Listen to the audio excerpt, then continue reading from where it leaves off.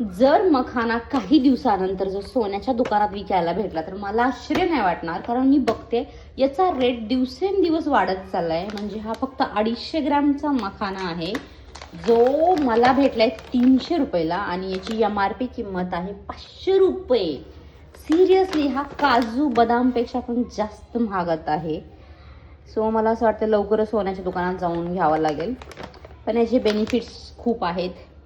जाने दो भाई, सर सलाम तो पगड़ी हजार खाना पड़ता है, इसके बहुत सारे फायदे हैं, आप गूगल कर लो. सो आता मी जो मखाण्याचं पॅकेट होतं ना, त्यातले हे चिंगळे मखाने आहेत जे मी निवडून ठेवलेत आणि हे मी लाडू बनवताना यूज करणार आहे.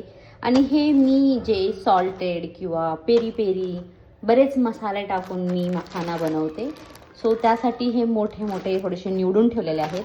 आणि आता मी सध्या पेरी पेरी फ्लेवरचे थोडेसे मखाने रोस्ट करून घेणार आहे. तर बघूयात, चला. खूप लो फ्लेमवरती आपल्याला मखाने हे छान रोस्ट करून घ्यायचे जोपर्यंत ते छान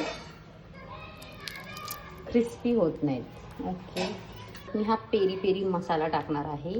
सो मी बटरमध्ये थोडासा पेरी पेरी मसाला मिक्स केलेला आहे. छान मिक्स झाल्यानंतर तो जो आपले रोस्टेड मखाने होते त्याच्यात मी तो ॲड केलेला आहे. आणि मी ते तळलेले शेंगदाणे घेतलेत.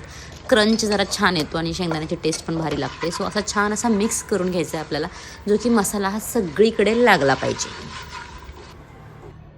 होममेड पेरी पेरी मखाना, सिरियसली इतका छान टेस्ट आहे ना याचा. पण हे जर पॅकेट बाहेर घ्यायचं बोललं ना, एवढी क्वांटिटी तर त्याच्यात अजिबात नसते. पण ते ऑलमोस्ट 180ला एक छोटासा डबा भेटतो. मी ते खूप खाल्लेत, पण आता मी सध्या अफोर्ड नाही करू शकत आहे. सो सध्या मी घरी बनवून खाईन. So enjoy.